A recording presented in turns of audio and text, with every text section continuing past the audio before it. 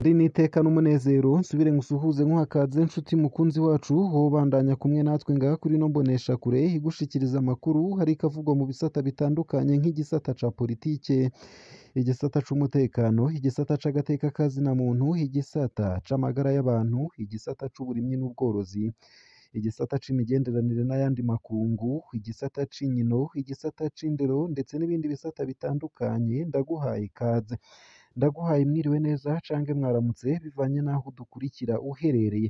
Ico utegerezwa gusa nyene ni ugufyonda sabone cange subscribe nawe utarafyondako hama ukabandanya ushikirwa n'amakuru, inkuru ndetse n'ibiganiro tubandanya gushikiriza.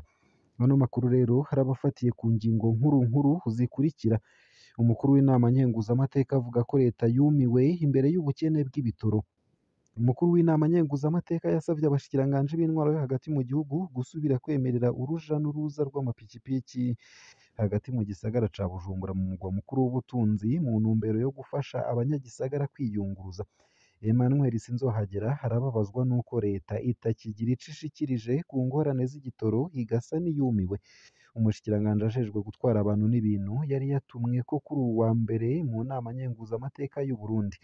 Umukuru w'inama nkenguzamateka ntiyanyegeje umubabaro wiwe ku bijanye n'ubukene bw'ibitoro buguma bwisubiriza kandi bugomba gukwiza amezi 42. Ingorane zikaba zariyongereye muri aya mezi aheze. Vyinshi kuri iyo nkuru ni mukanyi mu buryo burambuye. Ni mu gihe Evariste Ndayishimiye wewe avuga ko abarundi ari intashima. Umukuru w'igihugu c'u Burundi Evariste Ndayishimiye yatangaje kuri uwu wa gatatu ko abarundi ari intashima, yanka kwemera ko afise uruhara mw'ikena ry'ibitoro, aho avuga ko ari ingorane isangiwe na bose. Mw'ijambo yashikirije abarundi kuri uwo munsi harumanije imyaka 4 ari ku butegetsi, Ndayishimiye yagirije abarundi kugomba kuronyera vyose umwanya umwe. Umukuru w'igihugu c'u Burundi Evariste Ndayishimiye yavuze mu Kirundi gusa ururimi kavukire rwo mu Burundi, aho mw'ijambo ryiwe yashikirije kw'iradiyo n'imboneshakure vy'igihugu RTNB rinashikanwa ku zindi nsamirizi zo mu gihugu. Muri iryo jambo ry'iminota 27 Evariste Ndayishimiye yagarutse ku vyo yari yemeye mu gihe co kwiyamamaza kubwiwe abona ko yabishitseko. Ntiyahaye agaciro k'imyidogo yabo arongoye. Vyinshi navyo kuri iyo nkuru ni mukanyi mu buryo burambuye, ntuje kure.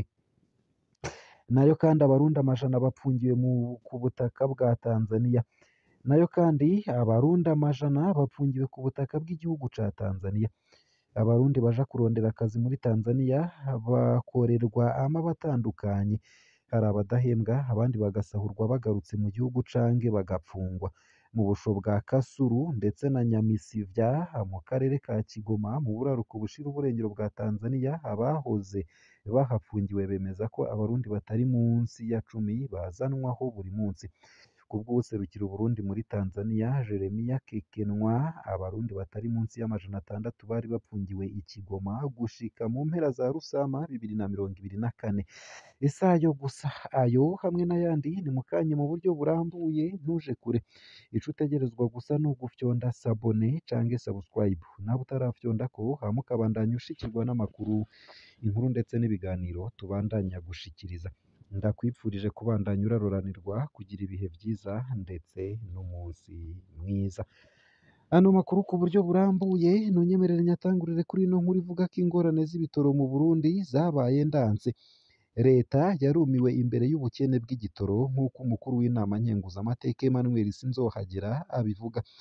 Umukuru w'inama nkenguzamateka yasavye abashikiranganji b'intwaro yo hagati mu gihugu gusubira kwemerera uruja n'uruza rw'amapikipiki hagati mu gisagara ca Bujumbura mu mugwa mukuru w'ubutunzi mu ntumbero yo gufasha abanyagisagara kwiyunguruza.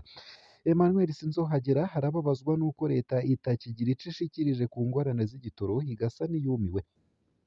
Umushikiranganji ajejwe gutwara abantu n'ibintu yari yatumweko kuri ubu wa mbere mu nama nkenguzamateka y'u Burundi. Umukuru w'inama nkenguzamateka ntiyanyegeje umubabaro wiwe ku bijanye n'ubukene bw'ibitoro buguma bwisubiriza kandi bugomba gukwiza amezi 42. Ingorane zikaba zariyongereye muri aya mezi aheze. Ubu baraduza ibiciro vyo kwiyunguruza uko bishakiye hatawuvuga ikintu na kimwe. namwe nk'umushikiranganji umengo mwarumiwe nta bushobozi mugifise bwo kuraba uko ibiciro vyo kwiyunguruza vyifashe. Igiciro co kwiyunguruza i Bujumbura ubu ni 2.500, ayashinzwe na leta ni 650. Abadereva bagashikana abantu aho bashatse batubahirije ibituro. Ubu muri tagisi barihisha 30.000. Nk'umushikiranganji ajejwe kubahiriza ibiciro vyo kwiyunguruza, ntimubona inzira n'imwe yotuma tubivamwo? Canke mugomba ko bidasubira kuvugwako? Ndazi ko muza kunyishura ko iki kibazo gihagaze ku bukene bw'igitoro. Nta muti n'umwe wotuma abanyagihugu bahema. Niko bivugwa na Emmanuel Sinzohagera yihebuye cane ku buryo amungane hatayaheza. Sinzohagera asaba ko hoba gusubira kwemerera amapikipiki hagati mu gisagara ca Bujumbura, aho abanyagihugu bahisemwo kugenda n'amaguru kubera kubura amamodokari yo kwiyunguruza bitumwe n'ubukene bw'ibitoro. Genda muvugane n'abashikiranganji bagenzi banyu, uwujejwe intwaro yo hagati mu gihugu kugira ngo murondere ubundi buryo mwemerera amapikipiki kwiyunguruza, mwemerera amapikipiki kunguruza abantu. Mutabikoze kandi ari mwebwe mujejwe ibibazo vyo kunguruza abantu n'ibindi, hategerezwa kuboneka uburyo abantu bakoresha mu kwiyunguruza.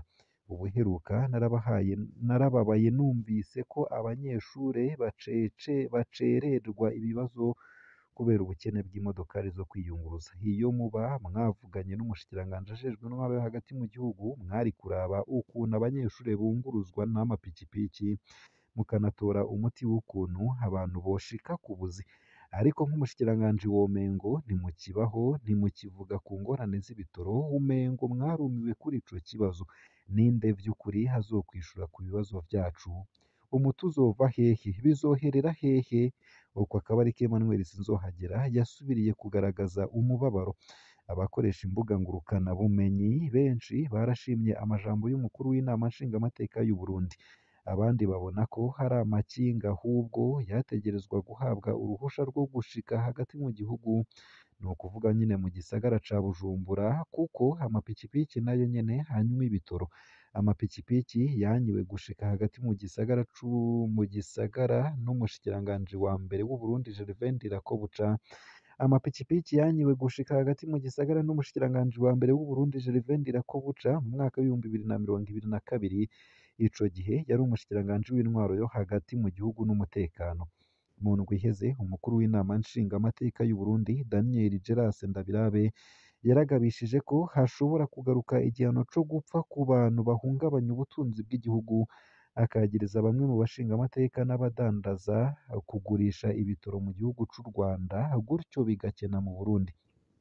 Abaharanira agateka ka zina muntu n'ak'ubutunzi ntibahengeshanya gusaba umukuru w'igihugu abamwegereye badasiba kuvuga ko habaye impinduka nziza mu bisata bitandukanye mu buzima bw'igihugu mu myaka ine amaze ku butegetsi, gutuma ko inama rukokoma mpuzamakungu mu ntumbero yo gutora umuti urama kuri ico kibazo, ariko bikaba ivy'ubusa.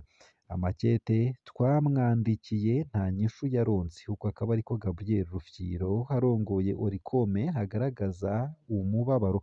Abasesanguzi bo mu gihugu na mvamakungu bahuriza ku kintu kimwe, ko Uburundi buriko buraca mu bihe bidasanzwe mu bijanye n'ubutunzi. Ariko umukuru w'igihugu Evariste Ndayishimiye yatangaje ku wa 8 Ruheshi 2024 mu gihe hahimbazwa umunsi wahariwe uwamusubiriye Pierre Nkurunziza ko Uburundi butari bwigere bugira umunezero. Ni mu gihe Evariste Ndayishimiye umukuru w'igihugu c'u Burundi nyene avuga ko abarundi ari intashima. Umukuru w'igihugu c'u Burundi Evariste Ndayishimiye yatangaje kuri uwu wa gatatu ko abarundi ari intashima, yanga kwemera ko afise uruhara mw'ikena ry'ibitoro, aho avuga ko ari ingorane isangiwe na bose. Mw'ijambo yashikirije abarundi kuri uwo munsi harumanije imyaka ine ari ku butegetsi, Ndayishimiye yagirije abarundi kugomba kuronyera vyose umwanya umwe. Umukuru w'igihugu c'u Burundi Evariste Ndayishimiye yavuze mu Kirundi gusa, ururimi kavukire rwo mu Burundi, mw'ijambo ryashikirijwe kw'iradiyo n'imboneshakure vy'igihugu RTNB, rinashikanwa ku zindi nsamirizi zo mu gihugu.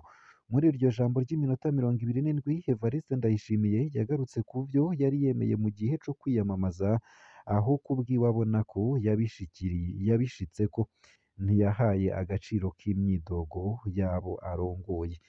Ikindyohera ubu ni uko mu myidogo abantu bavuga bati dukenye iki ariko ntibavuge bati turabuze amafaranga yo kugura ico kidandazwa babuze. Kandi ico kidandazwa si ico mu Burundi kiva hanze y'igihugu. Uko akaba ariko yatangaje. Yaragirije ati ubu umurundi wese agomba kuronkera vyose umwanya umwe. Nico gituma twoshobora kuvuga ko abarundi ari intashima.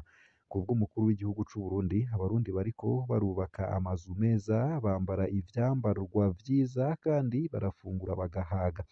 Abujuje amafaranga mu mifuko yabo nibo bagomba kubaho nk'abaganwa mu kurondera kwiyunguruza hakoreshejwe uburyo busaba ibitoro vyinshi. Bagomba kunywa inzoga ziva mu mahinguriro ndetse no gufungura ibivuye hanze y'igihugu kugira ngo berekane ko bateye imbere. Uko akaba ariko umukuru w'igihugu Neva yasuzuguye abarongoye. Guhunga ico ajejwe. Kubw'umukuru w'igihugu Ndayishimiye hariho abantu bakora ibishoboka vyose kugira ngo bagumure abanyagihugu bagararize inzego. Nivyo ko hari imyidogo aha na hariya ariko iciza nuko dusangiye umubabaro. Ubwo buzima bwiza twipfuza na jewe ndabukeneye nubwo ntabushikako. Ubu rero ko dusangiye ingorane ntibadutume duta ubuntu kuko kugira ngo utahure uburemere bw'umusaraba wikoreye imbere yo kwagiriza abandi ni vyiza kubanza kubona umusaraba bikoreye. Uko akaba ariko yibukije mu vyo avuga. Yaranasubiriye aravuga ati muzobona umuntu ababwira ati ni gute tuzova muri ubu bukene. Mbega yahora atunze yahombejwe n'iki? Umuntu ntazokwigera aronka ibimuhaza. Umukuru w'igihugu c'u Burundi Evariste Ndayishimiye abona ko yatoranye igihugu catawe mu manga n'imyaka myinshi y'intambara. Iyo ikaguma ari ingorane ikomeye mw'iterambere ry'ako gahugu gatoya ko muri Afurika y'ubuseruko kubw'amajambo yiwe. Kubwiwe abakozi ba leta yabogoje canke yirukanye barahungabanya umutekano n'ubutunzi.